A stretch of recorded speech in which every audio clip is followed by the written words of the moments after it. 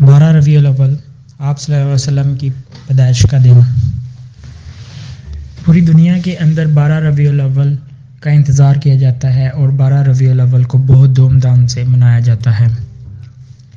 تمام مساجد میں تقاریر ہوتی ہیں اور جشن ہوتے ہیں، تمام سوسائٹیز کے اندر اور تمام سڑکوں کو سجایا جاتا ہے اور لوگ بہت ہی زیادہ جوش میں ہوتے ہیں اور دھوم دھام سے مناتے ہیں اور اللہ تعالیٰ کی عبادت بھی کرتے ہیں اور آپ صلی اللہ علیہ وسلم پر کروڑوں قسم کے درود و پاک بھی بھیجتے ہیں۔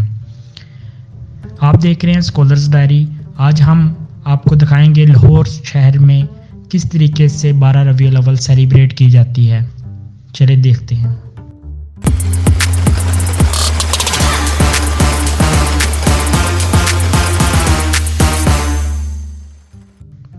Hello guys, hope you are doing well.